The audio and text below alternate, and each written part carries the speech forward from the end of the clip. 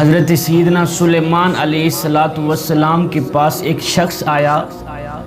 کہنے لگا اے اللہ کے نبی، میں نے موت کا فرشتہ دیکھا ہے، موت کا فرشتہ دیکھا ہے، آیا تھا میری روح نکالنے کے لیے، پر اس نے میری روح تو نہیں نکالی، مجھے شکل دکھا کے ڈرا کے چلا گیا ہے، اب میں ڈر گیا ہوں، رات کو مجھے نیند نہیں آتی، سکون نہیں آتا،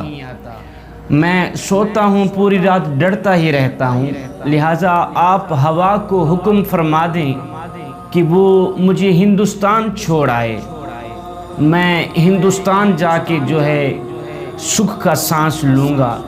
سکون کا سانس لوں گا، آپ ہوا کو حکم دیں۔ ہوا جو تھی سلیمان علیہ السلام کے تابع تھی، کہنے لگا کہ میں ڈر گیا ہوں، رات کو نیند نہیں آتی،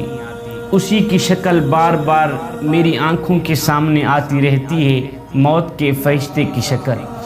لہٰذا آپ ہوا کو حکم دیں کہ وہ مجھے ہندوستان چھوڑ آئے، میں ہندوستان چلا جاؤں گا، وہاں جا کے جو ہے سکون کا سانس لوں گا۔ لہٰذا حضرت سلیمان علیہ السلام اللہ کے نبی نے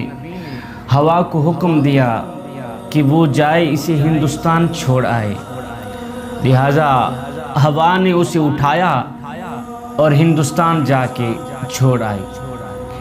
جیسے ہی وہ شخص ہندوستان میں گیا تو وہاں فوت ہو گیا،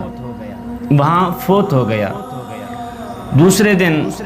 ملک الموت کی ملاقات تھی نا، حضرت سلیمان علیہ السلام سے ہو گئی۔ سلیمان علیہ السلام نے پوچھا ملک الموت، تو کل میرے ایک بندے کے سامنے آیا تھا، تو نے اس کی روح تو نہیں نکالی تھی، اس کو ڈرا کے چلا گیا تھا، اس کو مار دیتا، وہ بیچارہ ڈر گیا تھا، میرے پاس آیا تھا، کہتا ہے مجھے ہندوستان چھوڑ آؤ، میں وہاں جا کر سکون کا سانس لوں گا، موت کے فرشتے نے مجھے ڈرا دیا ہے۔ اللہ اکبر۔ تو موت کے فرشتے نے کہا حضرت میں کل آیا تھا اس کی روح نکالنے کے لیے، لیکن مجھے حکم ہوا تھا